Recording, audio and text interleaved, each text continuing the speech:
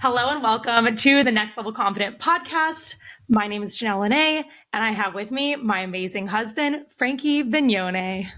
Thank you. And today, for the first time ever on the newly formed podcast, we've got our very first guest with us today, Dr. Dean and Jeanne Foster. Thanks for being here. Yay, team. How are you all doing? So good. Good? It's an honor. We're excited. Yeah, we're neighbors, we found out the other day, so that's awesome. We got to hang out more. Absolutely. Yeah, looking forward to this. Well, I'll just give a little intro about the two amazing people sitting on our couch with us right now.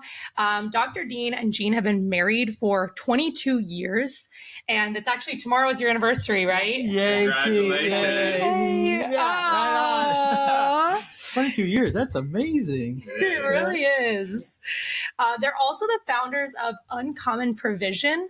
So they specifically help people with integrated spiritual wellness transform and overcome on numerous areas of their life. And they're going to tell you more about what that means. They have a course that's called Uncommon Provision, Transformation That Overcomes. And also, Dr. Dean has a book on Amazon called Healing Life. And again, you guys are going to learn so much more about what all of that means, but I just want to make sure you all know you are in the presence of legends.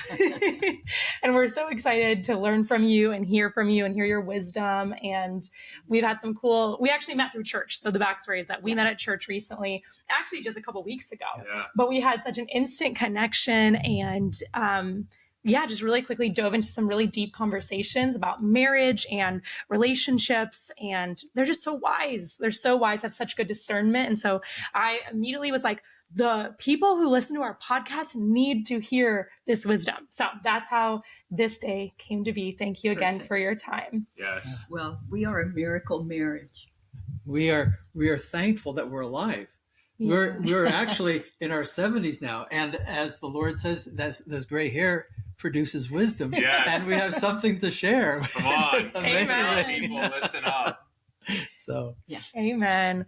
Well, do you want to tell us your love story to start out? How did you two meet? Oh, my. Where do we begin? Well, both of us were married in the past. Both of us had a few relationships along the way. And both of us had gone through that process of not wanting to ever meet anybody ever again after breaking up the last time. And finally, I think we both healed and we both were ready for a new relationship, and the Lord brought us together. And I'll let Jeanne explain how that happened. Beautiful. So the love story really is a God story. And it was late in life. So we both have children. Now we have blended grandchildren. And we met because a girlfriend of mine, a friend of Dean's, told us about each other, and we said, oh, no, thank you. And then we're walking along La Jolla Cove area, and I'm with Sarah, and he's with Luke, the German Shepherd. 100-pound German Shepherd. And they're running. My best friend. Yes. And he sees Sarah, and he stops. And he asks Sarah to photograph him for a dating app. Now, I was ready to start dating again. Oh. After years of, the heartache and the breakup and all that. Because I had been engaged, and I thought maybe this was the one, but it wasn't. And how old were you this day that you were getting back on the dating apps? Oh, my gosh, in my early 50s. Early 50s. Okay, you hear that, everyone? You're never too late. Quite. He was right at 50 because we got married. I was 53. Oh. And I'm 3 years older. Wow. So he was in his late 40s. Checker. Yeah. Well, The I details. say that because if anybody out there is, going, it's never going to happen. Well, sometimes the best things happen late in life. Yeah. So we're here to testify that. And so Sarah, he had come over to take his picture, and I went with her because she had worked with me in photography for the beauty industry. And I really thought he was cute. Well, she did my makeup for the photo. Oh, for the photo. Well, it And wasn't she started just plucking a my little- eyebrows. Sounds right. I didn't really put makeup. Grooming. Yes, it was the hair, the all of the things that you think go on behind the scenes in a TV program. She started doing to me, and I had never had that done before. Now I'm a surgeon and I prep, but I wash my hands, I put on the mask, and then I go into a room where nobody really recognizes me, and I just do it, you know. And here I'm going to go out and present myself to the world. And this was just when Match.com was taking off, and it was a new thing, and I wanted to give it a try. So she came over and she did the makeup. And they took the pictures. It wasn't makeup, though. It was just a little cleanup. She powdered. She powdered my nose. Oh, maybe. Yeah. So the a little powder was like mascara. The bottom line of all of that is I never made it to the dating app. Yes, praise God. But the truth is, he and I became friends. I liked him, but I didn't think he was interested in me other than being a new Christian. I was very careful about who I wanted to associate with because I had been hurt in the past. And I recognized that as a professional, I'd have lots of relationships. But personally, the most important thing was family. Yeah. And because of the divorce, my family was ripped apart, and I was trying desperately to put it back together again. And to be honest with you, when I was dating in the past and when I was engaged in the past, that didn't seem to matter to the person I was dating with. What didn't matter? The putting together of and the maintenance of a family with me being part of it. Yeah. You know, it was like I was removed from it. And Jeanne helped me restore it and be part of the family again. And for that, she became my best friend. Wow.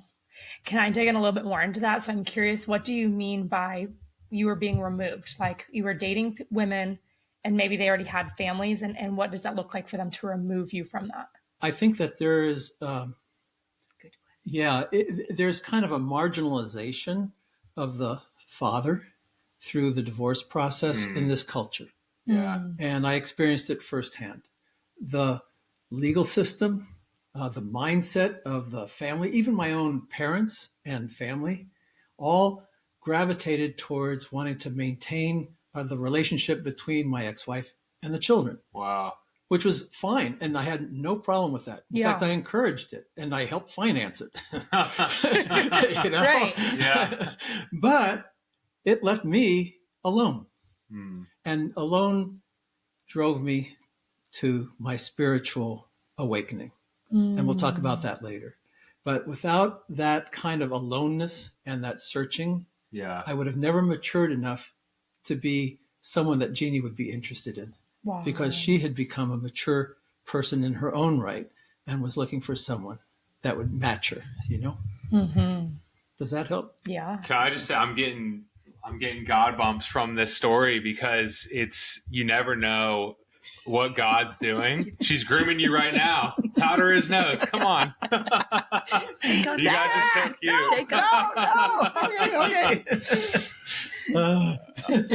But it's just incredible. It's just a testament, like you said, you know, God was working on you and creating both of you to be perfectly aligned and perfectly mature at the same level, to run at the same pace of life together, to go and transform and have a greater impact. Because it's not just about your lives individually, but it's about your lives together, and then the transformation that you're making, the books you're writing, the people that you're helping.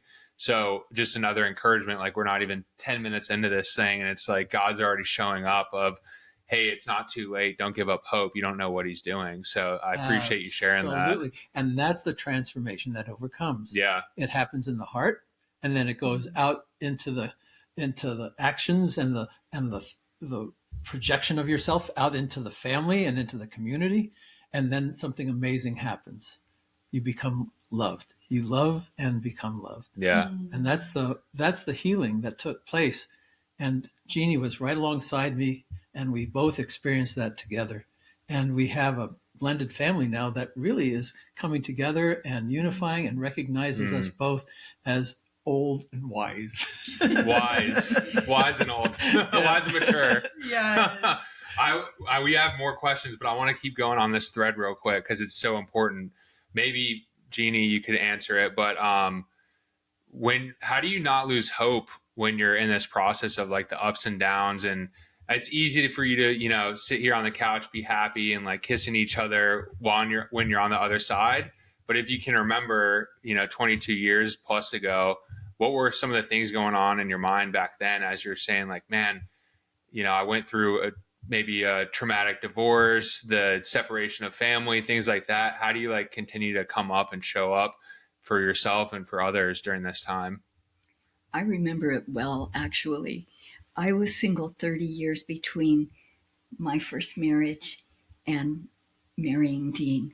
And during that time, I was totally career oriented, but I had serial monogamy. We all know what that is. You think you're in love, you get close, and then boom, that one ends. Yeah. And then you're dating again lightly, a little gap in between, and then that's it again. And for me, I wasn't saved during that time. I actually my first marriage was at 17. I wasn't pregnant. My sister had given up a baby, so I knew not to go there. And I married my first boyfriend at 17. And as a virgin, because I was not going to make that mistake. You always learn from others. And then 8 years later, after having gotten into moving from Wyoming to California, yoga, and then more new age, and I lost Jesus. I always had him like as well as the new age, but I didn't go to church. I didn't practice. I was lost. So for that 30-year period of dating, it was picking the wrong people. And my picking was because my career was important and I was traveling and doing hair shows for Paul Mitchell products when it was first introduced. And I would meet people that didn't have a career as an important thing. Or I would meet a foreigner and bring him to America and, they would rely on me financially. Or, and then when a man relies on you, then when you're gone, he usually looks for somebody to rely on him. Yeah. Because men like to be heroes. Yeah. So my serial monogamy ended with infidelity for every single man. And then I got saved at 50. Wow. Life changed dramatically. And I got in a bathtub on a New Year's Eve and said, Lord, if you don't want me to get married, take the desire away. And if you do, then you pick him. Don't let me pick him. Wow. And this is a pick of the Lord because we are so different. And yet we are so good. That's as so a pair. Yeah. So. I'd like to add to that during that period of time, it's really easy to lose hope. Yes. And the consequence of that is to hurt yourself and to leave things undone that could have developed into a more mature process or a more mature person. So you end up letting yourself go. And in order to be able to fight that, because I'm a physician and I saw it happening to myself, and I had met Jesus and he said that it wasn't right for me to do that kind of thing, I studied the Bible and I studied what the Lord wanted for me. And in the process of that, I became stronger and rejected those things that would come into my life and into my family's life that would hurt me. And I kept them away. And that gave me time to heal. And I'm a professional in healing people. When you try to heal a person and they have a whole lot of conflicting interests and conflicting information, you have to quiet all that down, even to the point of putting them in the hospital, to be able to get them to rest and to start the process of healing. And what Jeannie's saying is that, just like her, I went through serial monogamy, going through relationships, usually last about a year, maybe two. And during those periods of time, I found myself getting lost again and not being strengthened and not healing. And that's when I knew that that relationship wasn't peaceful. It wasn't nurturing. It wasn't healing. And when I met Jeannie, that changed. And that's the difference. You know, you look for a cute girl with a great body, and as a guy, you're going, wow, she's like quite a dish, you know, boy, you know. Yeah. A dish. A dish. Oh, I man. like Two Italians. Yeah, It's like, Yeah. whoa, Mamma Mia, whoa. Two Italian men here. Lucky you two. I'm just kidding. We are lucky. We are. You know, but boy, you know, beauty is more than skin deep. Yeah. Amen. And so you end up learning. And when we were ready, just like you said, Yeah. when we were ready, then the Lord brought us together and we So good. recognized each other. And that's when everything else faded away and we just went and started becoming friends. Yeah. That friendship became the foundation for my courage to offer, you know, to propose and to offer a Well, ring. You know, I mean, that's a big deal, getting down on your knee, you know, Yeah. like, oh my gosh, you know. If you are a single woman and want to learn 3 tangible steps to attract your dream husband, then join my free masterclass. Not only will I walk you through the exact steps to start dating with intentionality, I'll also teach you the 9 powerful dating affirmations you can start declaring over your life today. You'll spend time journaling and reflecting on subconscious mindset blocks that might be holding you back. And most importantly, you'll learn how to date with confidence in a godly way. Plus, you'll be invited to join my online course, Attract Your Husband Academy. So go ahead and click the link in the show notes below to join my free masterclass today. I'll see you in there. So, Wow.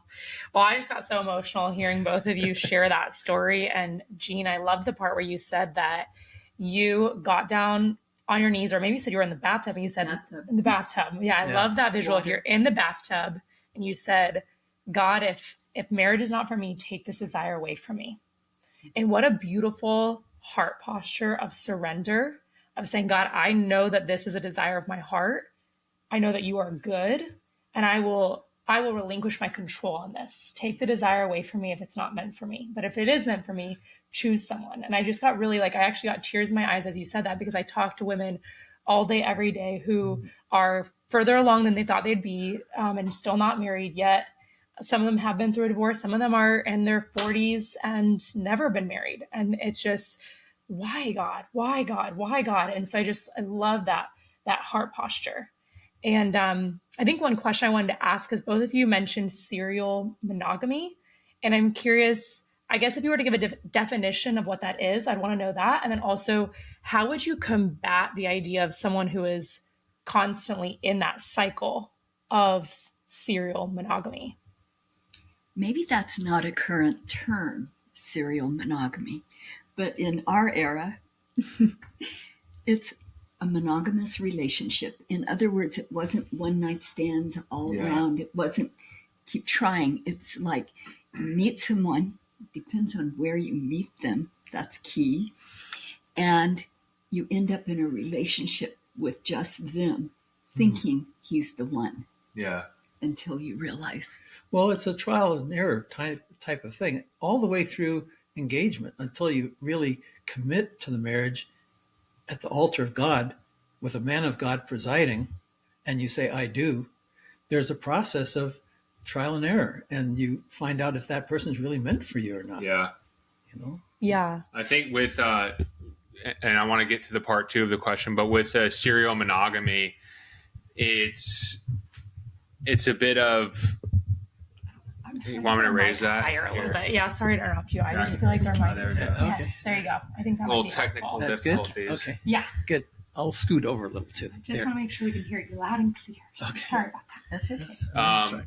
So with the question around serial monogamy, and I think for me at least, I had a couple relationships like that where I think the symptom was I was just kind of floating through life. Like I was really focused on my career, like you were talking about.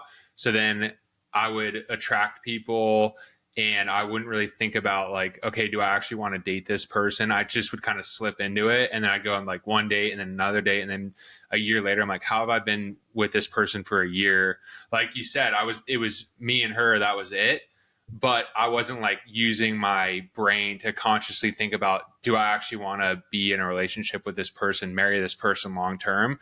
And I think it can kind of go both ways. Like you can kind of do that, or you can just put your walls up and say, I'm going to be single for the rest of my life, and like block that. So I'm curious if that was your experience as well, where you were just like getting into relationships and it was one after another. Like what was that like?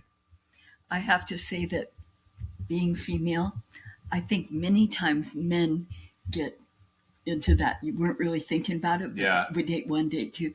That's the allure of the female. It's almost like you go, woo, woo. It's true. And then you wake up and go, what have I been doing for a year? Yeah. Because this may not be a person I would want to be married to. Right. So There's a process of revelation that goes on. I think that in dating, many times I found that women weren't really honest with me in terms of who they were, or they weren't really honest with themselves. There's this overarching desire to want to get married inside of me, because I loved being married, my first marriage, and broke my heart when we broke up. And that's another story. But to be able to go back and be married again, I wanted to have something special, something that would build up my ability to care for other people and strengthen the family and strengthen the community. So I was looking for a life partner. Yeah. And that requires testing. And during that period of testing, sometimes things just didn't work out. And the other part of it was that the Lord showed me that in the process that there was a benefit to each relationship that I was experiencing, that he pictured it like stepping stones across a stream. And that as I left one relationship and I licked my wounds for about a year and then decided to go and try again, that another stone would appear and that I'd take the next step. And it wasn't until I got to the other side that I was mature enough or strong enough to be able to handle a marriage with Jeanne. And 22 years later, I can see the value of that experience.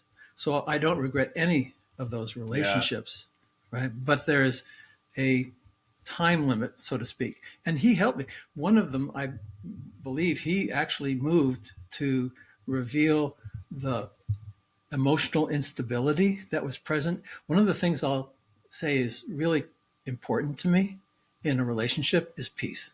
Yeah. Because the Lord is the Prince of Peace. And when he appeared in the closed room after his after his resurrection, he appeared in the closed room to his disciples. The first thing he said was, peace be with you. Right. So peace is an essential characteristic of the kingdom. And to have a marriage that is not in peace reminded me a lot of my first marriage. Yeah. It's like, I don't want that anymore. Yeah. So. Yeah, marriage is, I mean, I don't like when people say marriage is hard or even challenging. Like, yes, you will go through challenging times, but like just to put that label on marriage, that's like the worst place to start. So like you want to start from that place of peace. And if you just have that commitment, like my advice to people when they're going through the dating world is just don't settle. Like if you don't feel peaceful and you have worked through it and had the conversations and you still don't feel peaceful, like it's probably not the right person. Like you should feel peaceful going into marriage because it doesn't have to be this hard, challenging thing that everybody talks about, in my opinion. Yeah. Yeah. Okay, so I'm going to transition us a little here because something I talk a lot about in dating is red flags. And so I'd be curious to know maybe 2 or 3 red flags that each of you have noticed when you were dating other people who were not the right fit for you. And maybe even, I mean, this is very vulnerable, but if you feel comfortable going there, in your first marriages, were there any red flags that you might have paid attention to that could have potentially prevented that decision? Or if you just think like you said, you're grateful for every relationship you had. So you're grateful for the first marriage and you're grateful for the divorce. I don't know how that works, I guess. Oh, the red flags teach. Yeah. And if you're humble, remember the Lord lifts up the humble.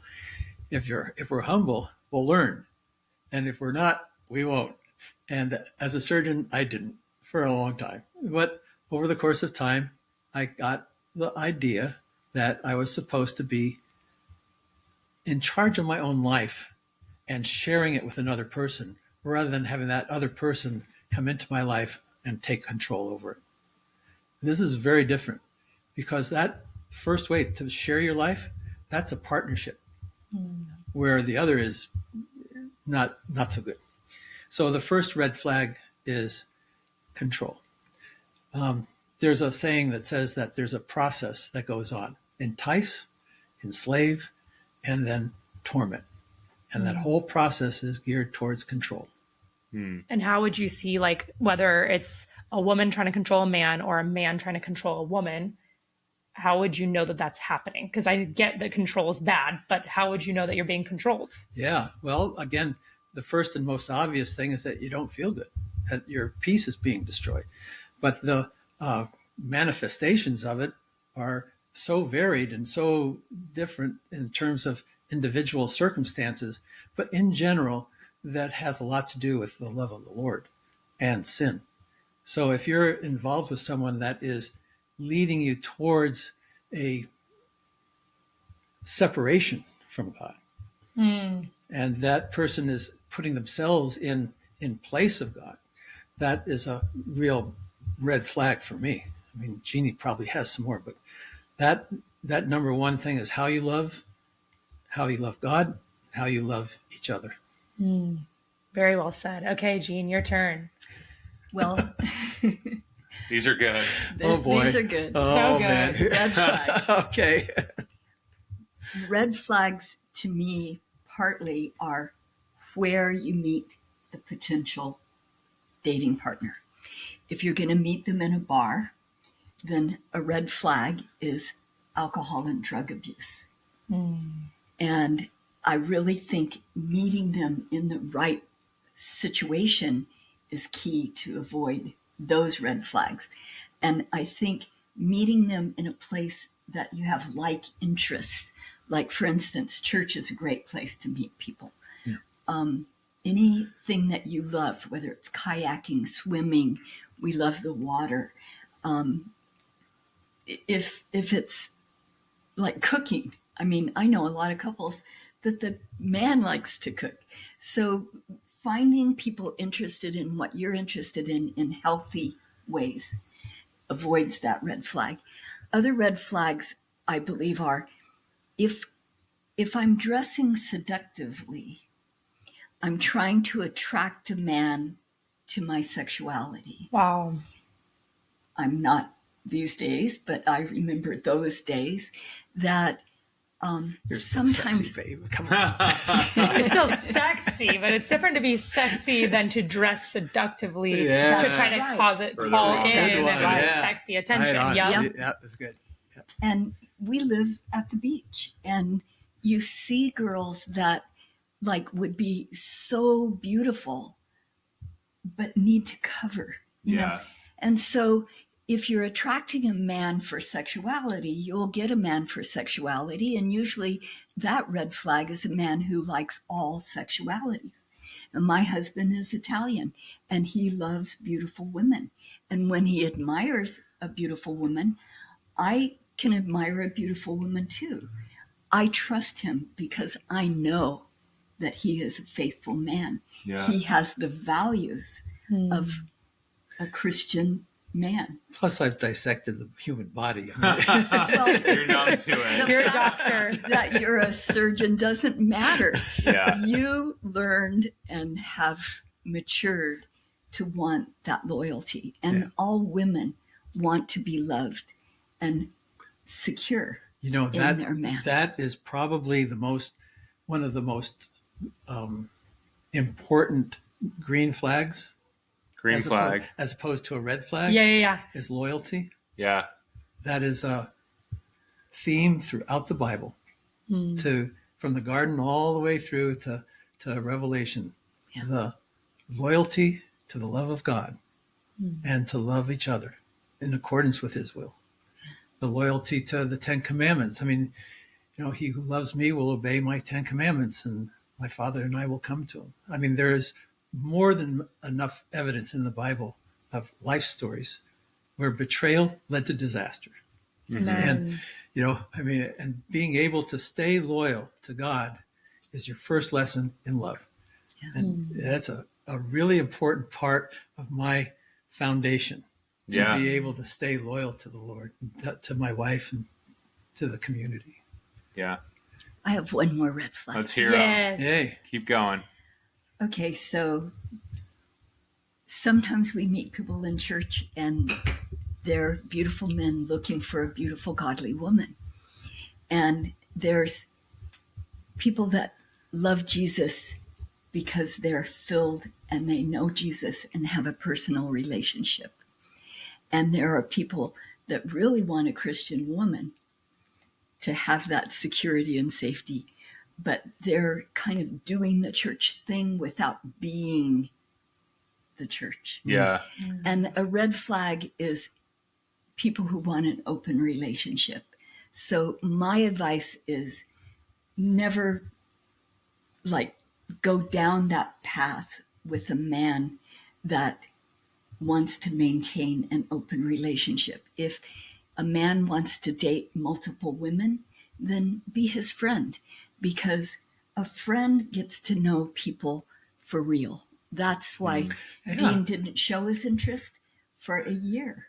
And that was perfect, because me thinking he wasn't interested in me gave me a chance to know him as, And be yourself, yeah, which was what I fell we in were love with. advising I fell in each love with other. her. Yeah. So wait, you didn't know for the whole year of your guys' friendship, neither of you ever expressed emotions or interest? No. No, I mean, We did a Bible study at his house. we I brought ser- Just the two of you, or No, lots of people? I brought hairdressers. we served Oh. on national level ministries together. We traveled. We traveled. We got adjoining rooms. We Yeah. never was like a best friend, like a girlfriend, kind of. I just Yeah. thought he wanted a doctor's wife. Huh. And I never there's, liked doctors. Yeah. there's a process of maturity that goes on, and it gives you confidence in the loyalty of your spouse.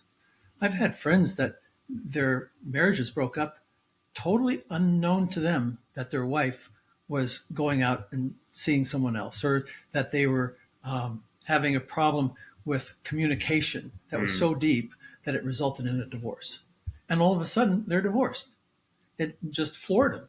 And so there's this kind of perspective on the man's part, like, what's going to happen? Is it going to last? Am I going to, be subjected to another heartache? Or is this going to be something that will be solid and I can build a life on? Yeah. And that's what I found in her, was to be able to build a life. So that commitment and that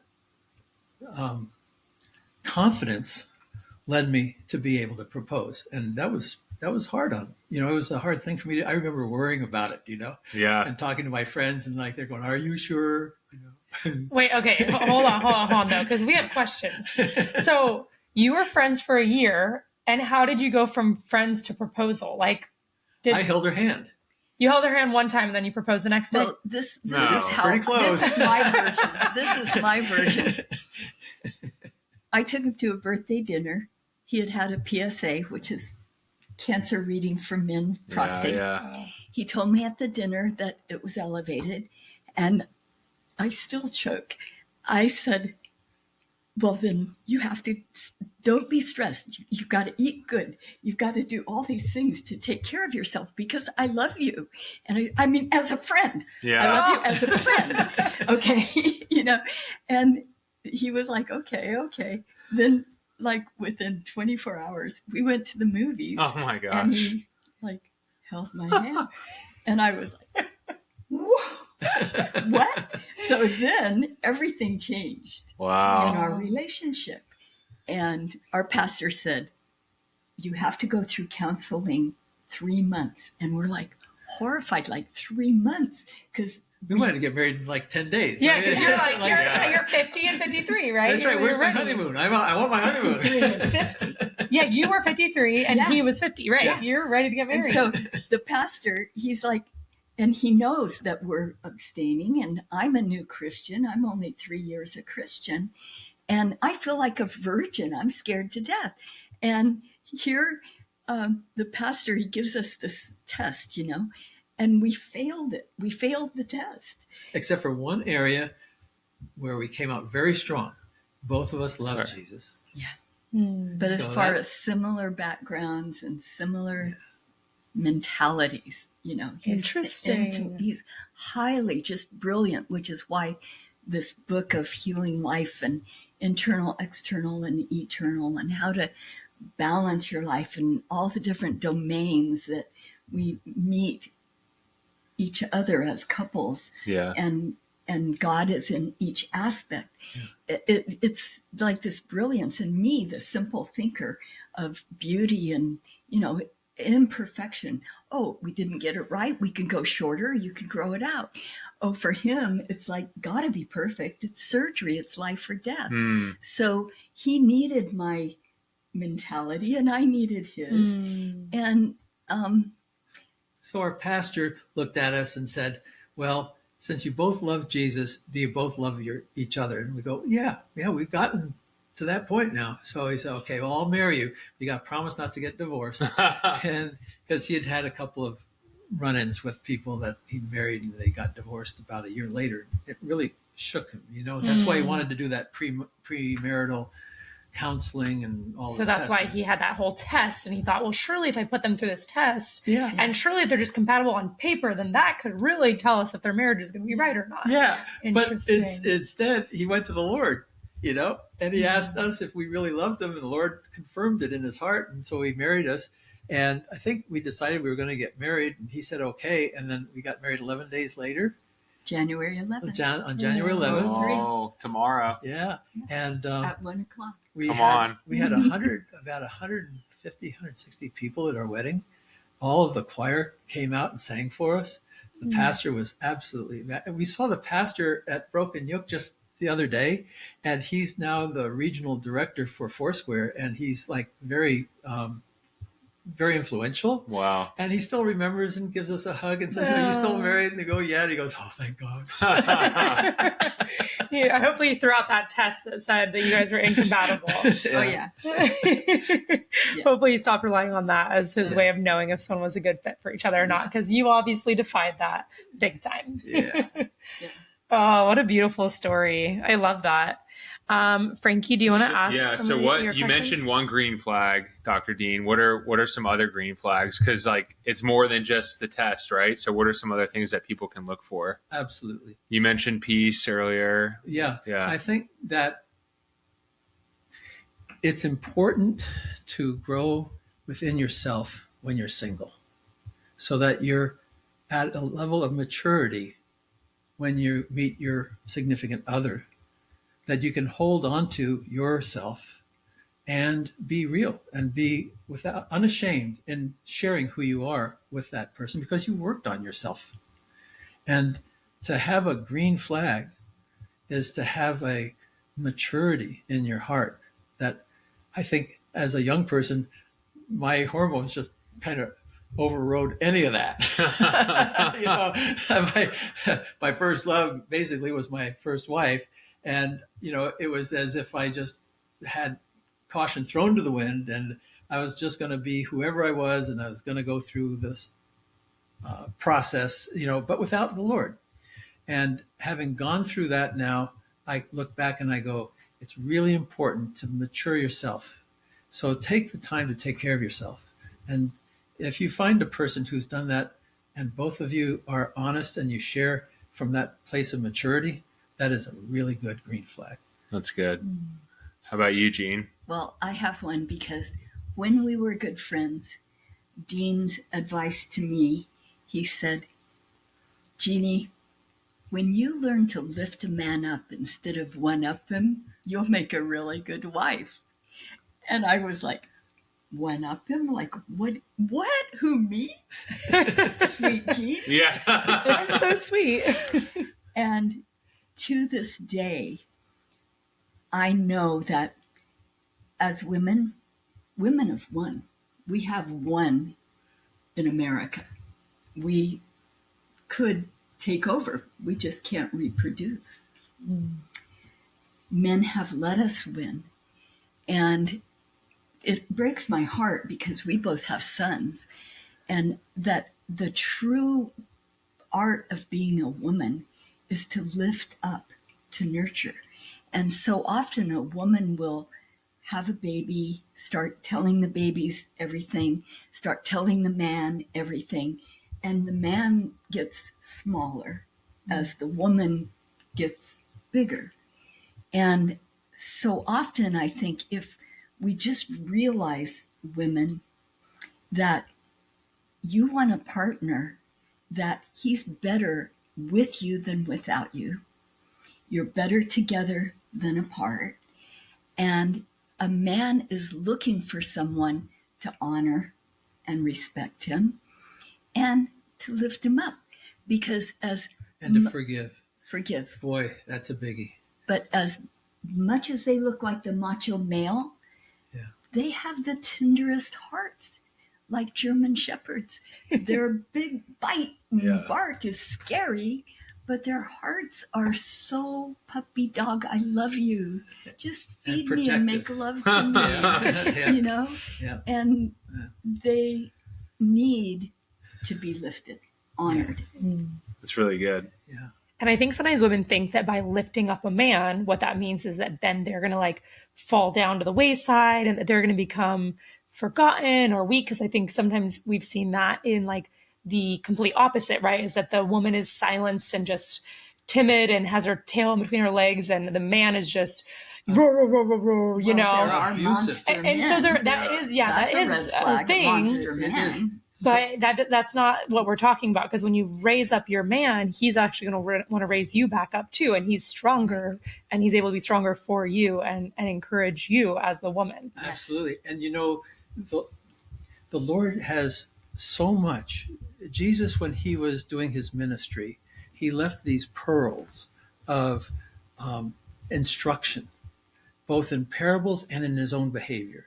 And those pearls, if you study them, if you study the red letters, you know, and the Gospels, you'll see in there that he's trying to teach us how to love one another as he has loved us. And it's no accident that he took off his outer garment, put on an apron, knelt down and started washing his disciples' feet. So if you can picture that as a man, washing your wife's foot and having her turn around and give you a back rub, you know, you got our marriage. Sounds pretty good. It works. All right, so we'll keep going here with some other questions. So, curious if you can decipher like the difference between what it's like having Christ. You've touched on it a few times, but what it's like having Christ at the center of your marriage versus what it was like without Christ at the center of your marriage. Yeah. You want to go first? Yeah. Well, there are three of us. When we have a conflict, and we have them, I know that pride is usually why we're offended. I get offended, it's my pride, and I have to go to Jesus. We've learned that our best conflict resolution is we're upset, we need a little alone time. Yep. Instead of hurting each other with words, like go talk to the Lord.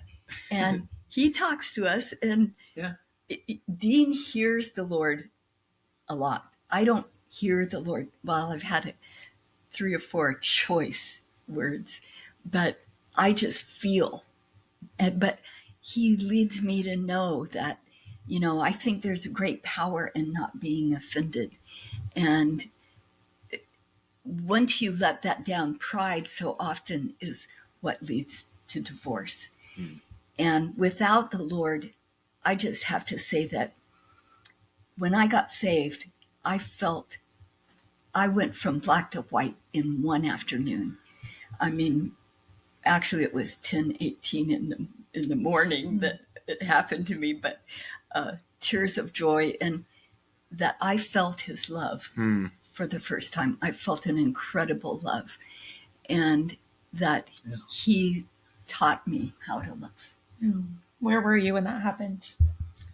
When I got saved. Yeah, 10:18 on that day. In my office, I had a distributorship for Paul Mitchell, and a sales girl from Orange County came down. She had an appointment. I went to work. Her appointment was at 10. And I had like flu-like symptoms that just hit me. Diarrhea, nausea, just headache, bursting. And I said, Mary was her name. Wow. Wow. Mary said, I have to cancel. I have to go home. I'm sick. And she goes, give me 10 minutes. So at 10:10, I said, okay, you got 10 minutes. Then you're driving back to Orange County. Yeah. And so she sat there telling me that Jesus loved me. And I said, I know Jesus loves me. I've always known Jesus, Mary. Thanks.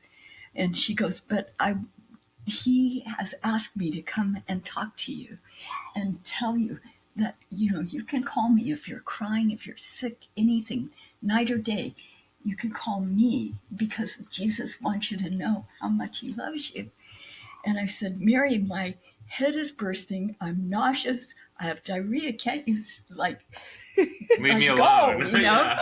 And she put her hands out in both hands and across my desk and said, can't you see that spiritual warfare? And I went, spiritual warfare? Like, what's that? And I put my hands in her hands, and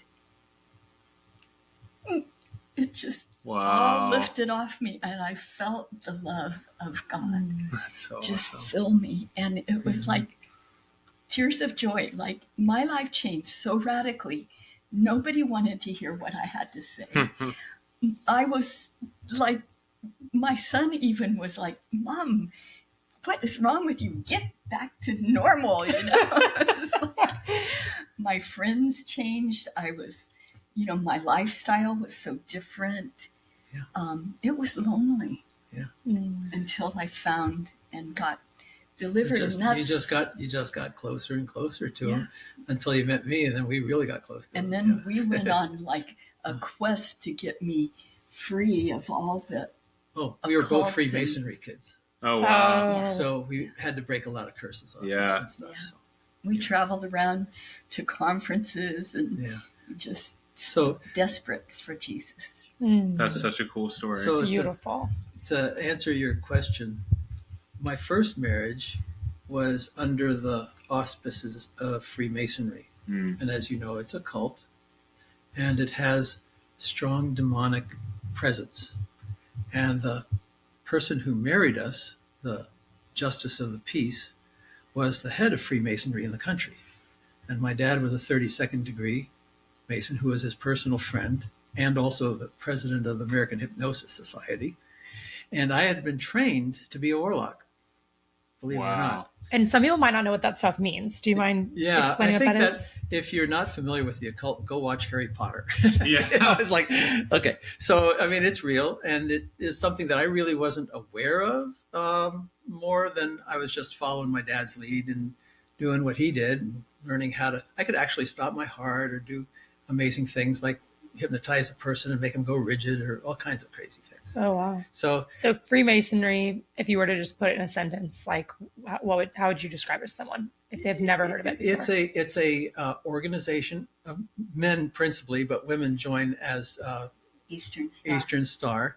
And they bring a commitment to the organization and to the spirits that are in that organization that is so deep that they actually commit their bloodline to that organization. And if they ever break free of that organization, then a number of curses happen. Like your tongue gets bound. And so I stuttered until I was in my 20s. They drink blood. So there's the spirit of death and abortion. I mean, there's a number of things that happen that are evil. Wow. Wow. And yet they do good. I mean, the Shriners hospitals take care of kids nationwide. I mean, there's a lot of good things that happen through that organization. But their worship of a false god leads them into darkness. And so the first marriage was under darkness, not under light.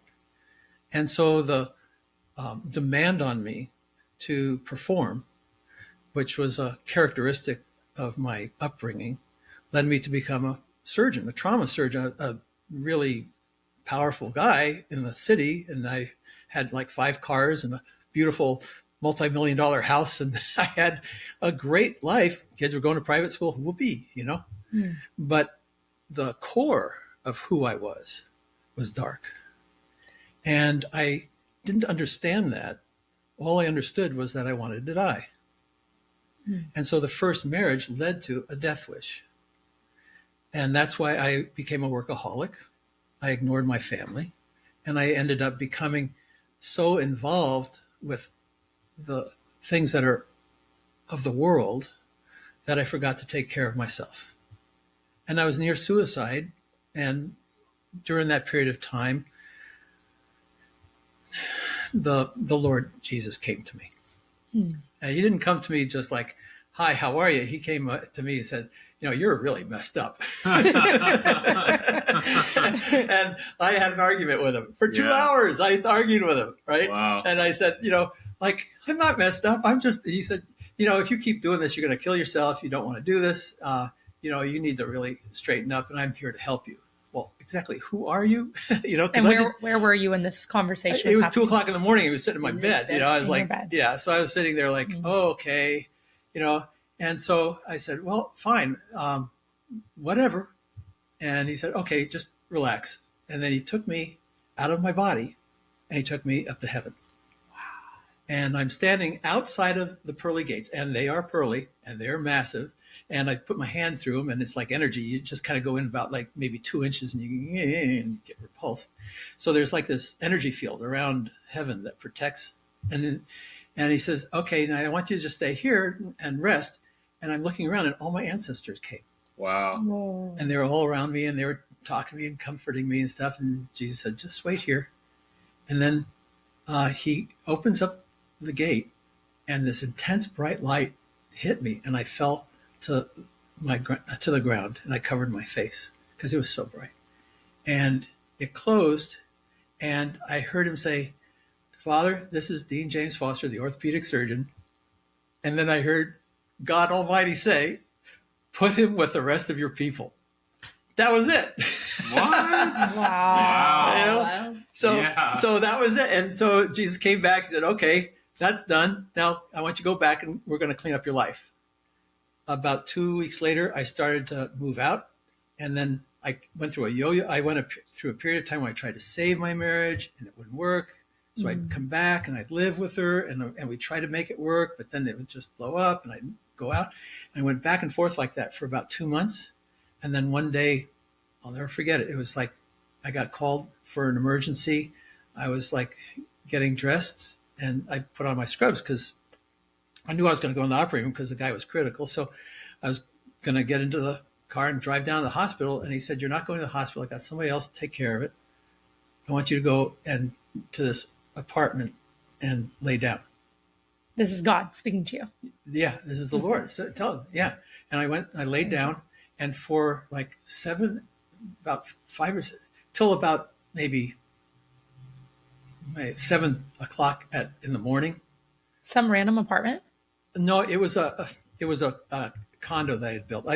I had a 2-on-1 up in Leucadia on Neptune, really nice place. Cool. Yeah, and I was building it out, and I just laid the carpet, or they had just laid the carpet, so I knew I could go there and be safe. So I went there and I laid on the floor, and I was filled with inner peace beyond my comprehension, and I had absolutely no fear, no pain, nothing. It's just a complete and total absorption into the relationship, Peace of the Lord. the peace of the Lord. And then it was time to get up, and I went to work, and it was like I had had a full night's sleep. Wow. It was amazing. And so that was like the dark marriage. And now this is the light marriage. And this marriage was committed on the altar to God with me saying, I will, till death do us part, love you. Right? And she did the same. So there's this third factor, the third person in the marriage that wasn't in the first. Wow. Yeah. Holy cow. Okay, I have to say, like, I feel like I always think of what all the people who are skeptics think about when people are sharing stories like this. So I could hear a skeptic saying, were you on drugs the first night that you heard from God when you went to heaven? Like, So I'd be Were you curious to know, drunk? were there any substances in your body, and how does someone just go from like not hearing from God, and then they're laying in their bed, and then at 2 a.m. having that type of encounter? Like, I don't get it. How did it happen? I know. That's God. It's like there's this protocol that someone's going to have you say the sinner's prayer with them, Yeah. and then that's going to make you into the kingdom and have that be the defining moment in your life. And it just never happened. I don't know what to explain that.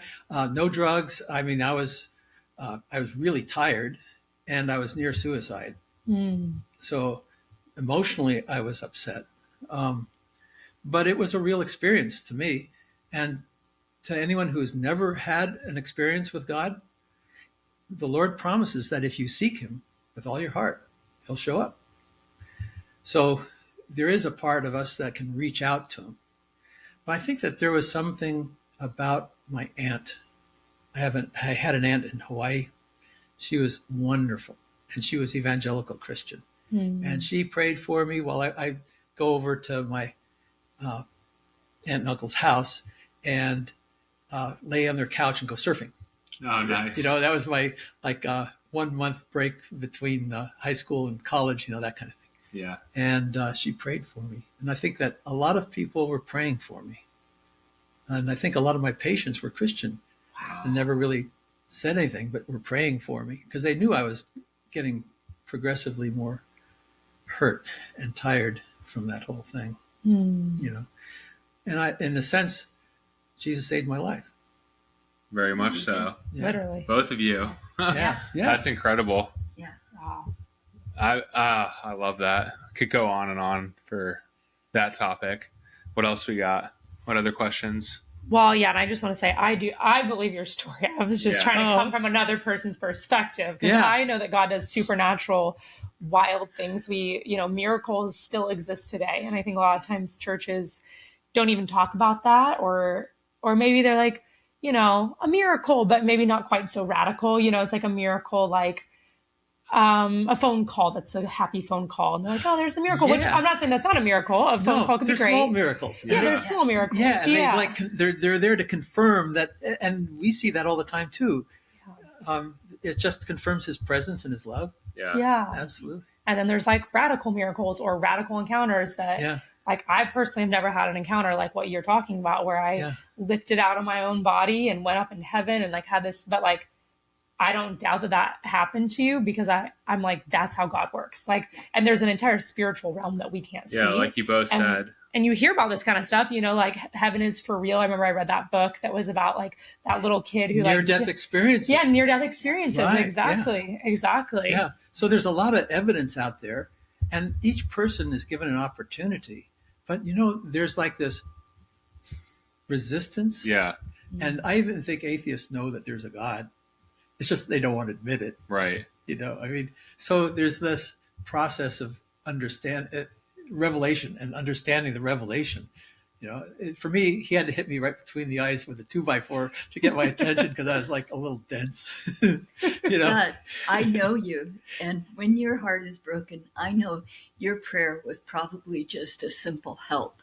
Help. Actually, and that's God the truth. answers that. The prelude to that would be I would be laying there in bed for hours trying to go to sleep, because I was all jacked up from, busy and responsibilities. And I'd hit the pillow at 11 and couldn't get to bed till 2. And during that whole period of time, I was going help. Yeah. Just like you're saying. So I was like going, I don't know what's going on. I don't like this. And my mental. You were knocking. My mental, I had a voice going on in my head over and over and over again. And now that I think about it, after I met Jesus, that voice stopped. Wow. Amen. That's something. So cool. Good. Yeah. Yeah, there definitely is a spiritual world out there. I mean, you both just shared like you were delivered from that, and sounded like you were healed of that flu or whatever was going on in that moment. Yeah.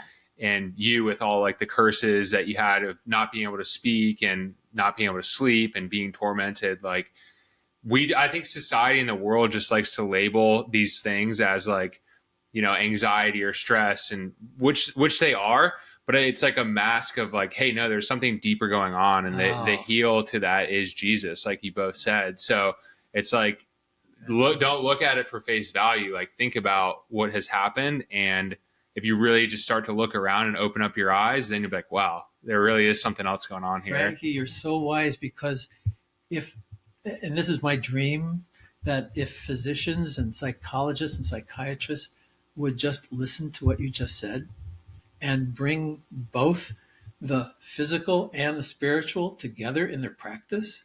It's what you wrote your book on, right? Yeah, that's exactly what I'm trying to do. Yeah, exactly. You got it. You wrote a book on it. Get the book, people. And it's linked below, just so you know. The book is linked below. Yes. Thank you. It also is what you're doing, and that's bringing confidence and asking people to trust and wait and seek the Lord in their heart's desires. So many times something like a book can help you look at your life and seek him. And another green flag is people who want to learn. Keep learning. I'm 77 and I'm still learning. We're still growing. And when you put your intention out there, the Lord wants what we want. Yeah. He wants it for us. He wants to fulfill us. And he wants to be the center of every aspect of our life. And that's what Dean tried to create, a roadmap to say, Jesus isn't just on Sunday. He is in your recreation, in your creativity, in your finances. He's everywhere. In your balance. Family. When you in yourself. When you look at my past life, I was so out of balance. I had a really good profession and a really good income, and I had a home and wife and two kids. I mean, it looked like a model for what success would look like. You had the American dream. Yeah. 5 cars. Yeah. But when you look at the balance, my spirituality was just terribly off balance, and my mental was starting to go into like self-deprecation and suicide. I mean, it was so unbalanced that it was unsustainable. And that's why the Lord came to me. I mean, he basically saved my butt. Yeah. Yeah, me too. Same. All of us. Same. Okay, so we just have a couple final questions for you as we start to land the plane here. This has been such an awesome conversation. I can't wait for everyone to hear this, because you both are like, I've teared up and already had emotions so much on this whole podcast. So I know other people are experiencing similar things. But yeah, I think the next question that we are going to ask is this one. You want to ask it, Frankie? Which one? Sorry. This one. Okay. Oh, this is a good one. Are you ready? All right. Uh-oh. What habits do you implement regularly that nurture your thriving marriage? So what are some things you do daily, weekly, monthly, yearly? Oh, you go first. Okay. I got a man's perspective, but we'll come to that in a minute. Okay. Well, when we wake up, the first thing we do is say the Lord's Prayer together. And it's just like looking for a hand. Yeah, we say the Lord's Prayer, because that covers everything. The Lord's Prayer honors him. It makes our requests known. It provides for forgiveness, us. Deliverance. Yeah. It's got everything in one short prayer. It's just amazing. So that's good. a habit. Yeah. Matthew 6 is like the Lord's Prayer. Okay. Yeah, that's one. That's one. We have a great physical relationship. Come on. Heyo.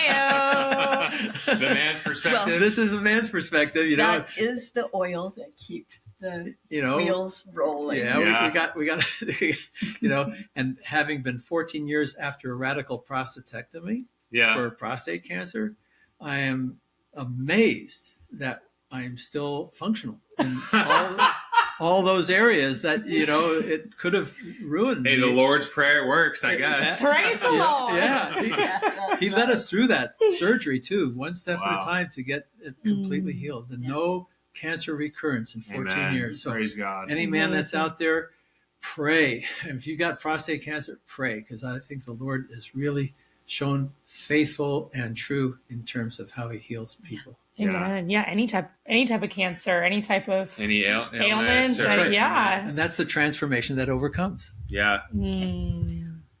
One of the other things is that I think I just wanted to get this in because the Lord sacrificed for us. And when we were talking earlier, we talked about how love is sacrificial.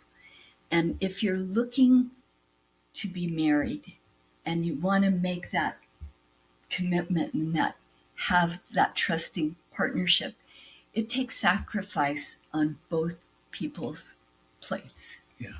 And we look at that as the true test of love.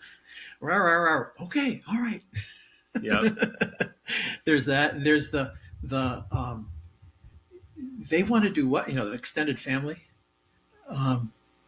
Patience, kindness, continually giving. And Jeannie is fantastic at being able to smooth out ruffled feathers.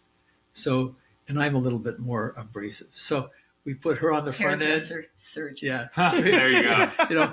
I'm the structure and she's the smoothing out the feathers that the structure causes. So there's like a way to be able to deal with life from a partnership that's successful. And in the balance of life, we strive for that success in the internal, external, and eternal realms. Internal, external, eternal. Yeah. Health, wealth, and happiness. Yeah. Mental health, physical health, cellular health, financial health, social health. I mean, all the things all the way up to relationships. Being healthy in your relationships is the ultimate development of character necessary to become a child of God. Yeah. Yeah. So good. Do you guys do a weekly date night or anything like that? No, we're going out tomorrow. Maybe. Yeah. It's our anniversary. No, when you're empty nesters and we have a lot of time together, we're both retired, so we don't really feel like a need to be able to talk to each other and focus on each other because we don't have those distractions. Yeah. But Well, we went out to breakfast this we morning. have a lot of fun. There you go. Yeah. And in the summer, we love going boogie boarding. That's better That's than a cool. date anytime. Yeah. And Swimming with the dolphins, huh? yeah. That's Hawaii. We spend some time in Hawaii every year. Every year? Okay, Yeah. wow. But there's one thing I wanted to say, and that's the habits of the way we think when we overcome conflict. I learned this from a phone call. This guy talked about marriages. He said, you're either in these camps, strangers, enemies, friends, or lovers. Those are the 4 camps in marriage. And when there are those times that I think, I don't get him. He is like a stranger to me. I go, oh, I'm in the strangers camp. Or if you're unhappy, you're in the enemies camp. And this person said, if you're in those 2 camps, more than 50% of the time, your marriage is going down. So if you think in those 4 categories and you go, we're strangers right now, or we're enemies, it's easy to just say to the other one, let's be friends. Yeah. Let's just be friends. Yeah. And that's that partnership. And then for women, usually we need to be friends before we become lovers. Yeah. A guy can go from enemy to lover, Microwave.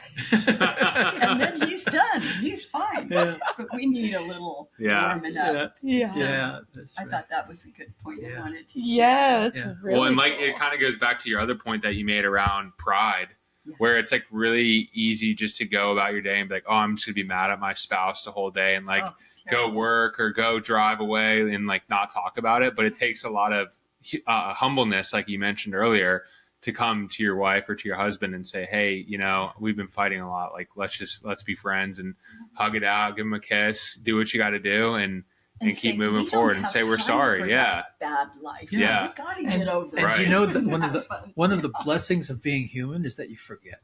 Yes. 2 weeks later, Especially if you're a guy. that's right. 2 weeks later, you're forgetting about the entire situation, and then all of a sudden she'll bring it up. Yeah. And then, then you'll go, huh? What? And then you remember, and then you go, oh, I'm sorry about that. Then she forgets, So Right. it's like you have to kind of wash it out and Yep. then not have it come back, Yeah. Because life is always meant to you always look forward. Right. If you're looking in the rearview mirror all the time, it gets depressing. So, Yeah. so just, we're going to be joining Pathfinders. We're going to be doing something positive Nice. now. Well, we in the haven't next- been accepted yet. Oh, You're, that's I right. think they'll let you in. He's prophesying.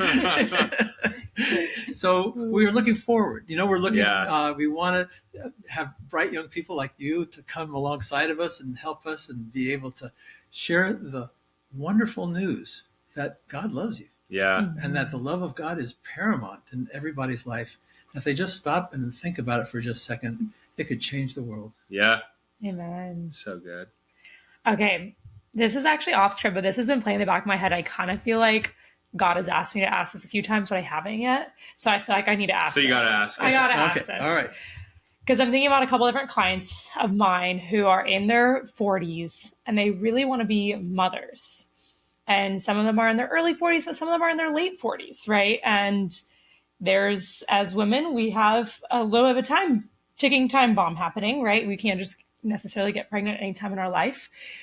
If you haven't met your person yet, because I guess I'm thinking like for you, Jeanne, you were 53, but you had already had children, right? I had one. You had one child. Okay.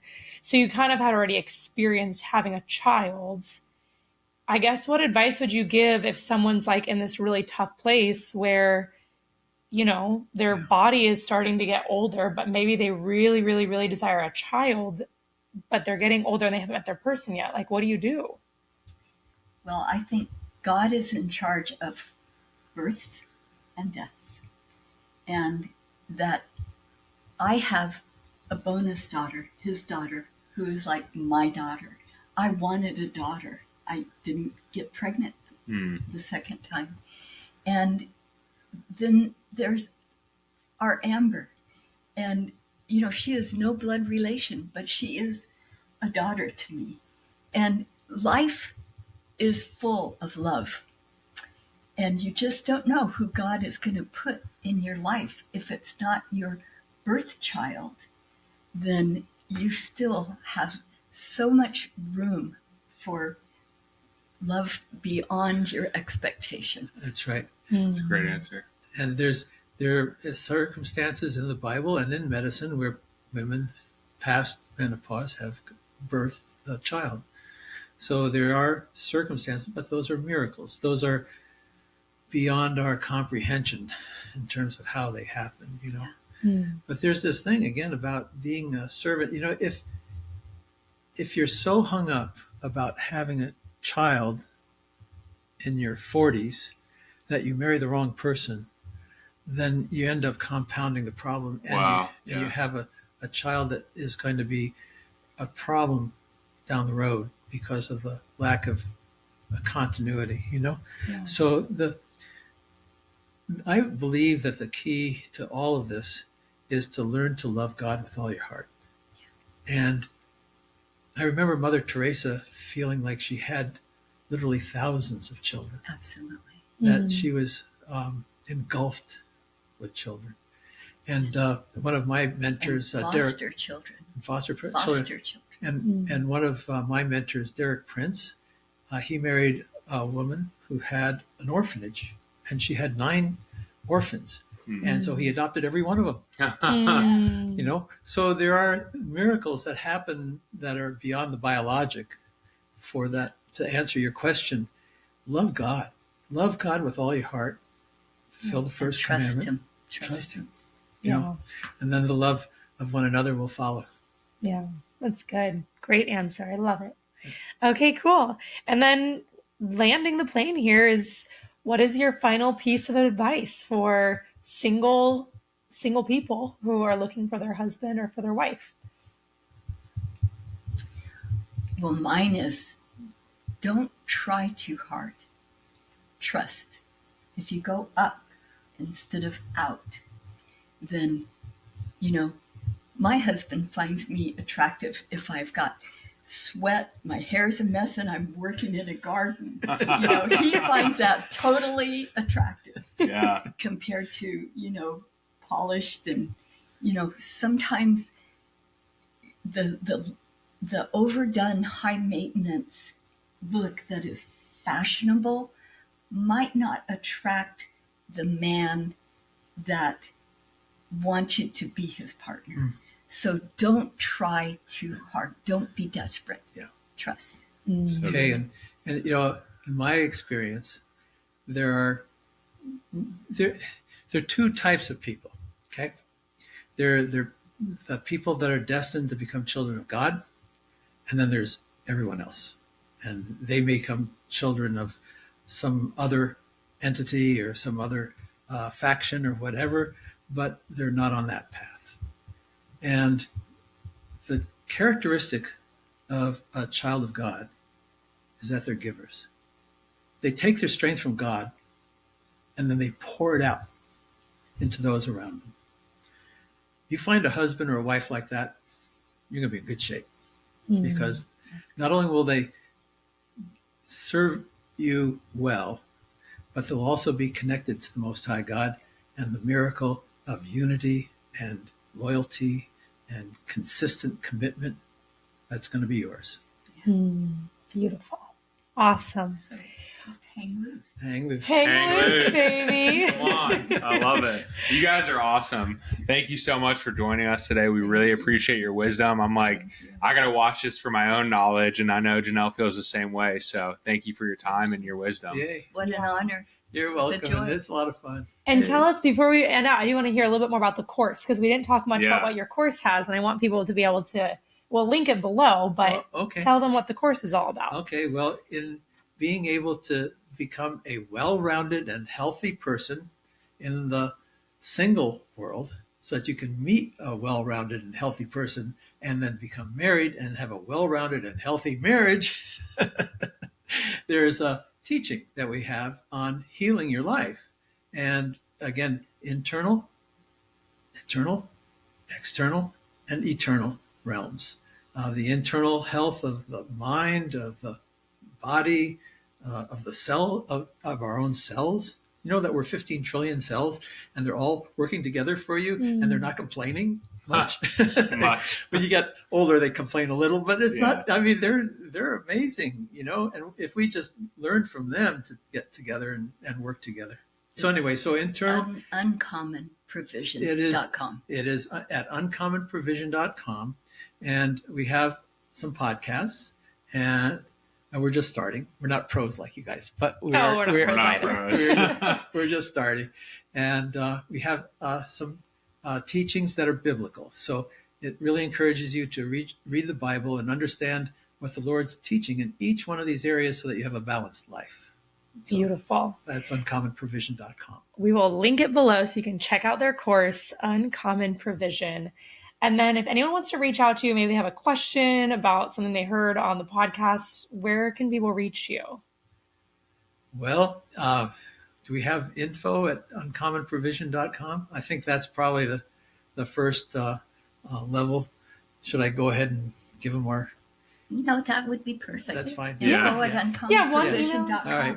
Info. And we don't mind having, friends and personal emails and that sort of thing down the road too. So we can open those doors as we go along. So. But that is the perfect place for us, and we are praying uncommon provision for all of you too. That's right. I know being with you today was really special for me, and to know that there are so many of you out there that are looking for love, and it's everywhere. Just it's inside of you, receive and it. you got to go inside and get it for yourself first, and then you can share it with everybody else, right? So inside first, then outside, And I just had this thought, I think it's from the Lord, that we're going to be upstairs watching you guys when you're in your 70s doing one of these with some other couple. Some young blood. We're gonna enjoy it. So. Well, you got more work to do before that happens. Oh, yeah. Well, thank you guys so much. It's been a blessing. Okay. Thank you. Thank And you. have a great rest of your day, everyone. Thanks for listening. Bye.